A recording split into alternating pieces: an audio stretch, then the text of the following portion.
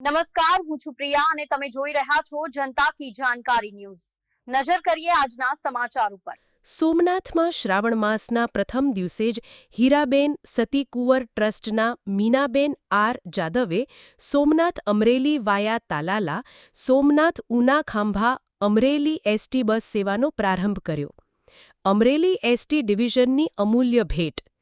ગુજરાત રાજ્ય માર્ગ વાહન વ્યવહાર નિગમ અમરેલી વિભાગીય નિયામક અને ધારી ડેપો મેનેજર શ્રીના પ્રયત્નશીલ પ્રયાસ સાથે સ્વ પૂનમબેન સોની સ્વ અરવિંદભાઈ પ્રભુદાસભાઈ સતીકુંવર પ્રેરિત સ્વ સોની હીરાબેન પ્રભુદાસ સતીકુંવર સેવા સંસ્થાના પ્રેરક મીનાબેન રમેશભાઈ જાદવના અધ્યક્ષ સ્થાને શ્રાવણ માસના પ્રથમ દિવસે જ સોમનાથ અમરેલી વાયા તાલાલા સાસણ મેંદરડા વિસાવદર ધારી ચલાલા રૂટની એસટી બસ સેવાનો તેમજ સોમનાથ ઉના ખાંભા અમરેલી રૂટની બસોનો ભવ્ય શુભારંભ કૌસ્તુભ ડિફેન્સ ટ્રેનિંગ સેન્ટર પ્રમુખ શ્રી મીનાબેન રમેશભાઈ જાદવ જગદીશભાઈ પરમાર સહિત એક્સ આર્મીમેન મુકેશસિંહ ઝાલા સાહેબ અને બ્રહ્મ સમાજના અગ્રણી ભાસ્કરભાઈ જોશી ખારવા સમાજના અગ્રણી શ્રી કિશોરભાઈ મોહનભાઈ ફોફંડી અને બસના ડ્રાઈવર કિશોર ભારથી કંડક્ટર અને સામાજિક કાર્યકર સોની યોગેશ પ્રભુદાસ સતીકુંવરની ઉપસ્થિતિ સાથે શુભારંભ કર્યો।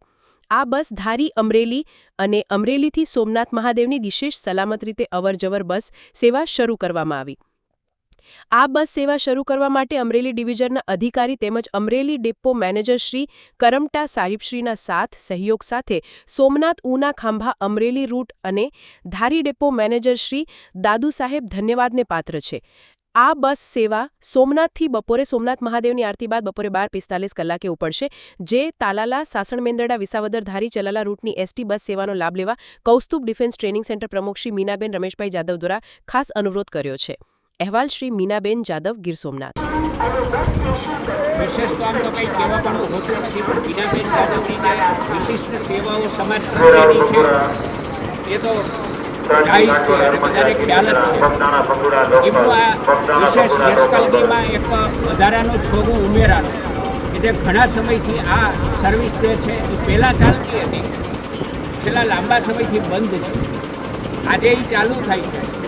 આજે અહીંયાથી સોમનાથના બસ ડેપોની અંદરથી 1:30 વાગે ઉપડી અને સાંજના 6:30-6:45ની આજુબાજુમાં અમરેલી પહોંચે। વચ્ચેમાં જે સેન્ટરો આવે છે તેના ગ્રામીણના જે વાસીઓ છે જે આમ જનતા છે તેને તેનો બહોળી સંખ્યામાં લાભ મળે એ એક આવકારદાયક છે।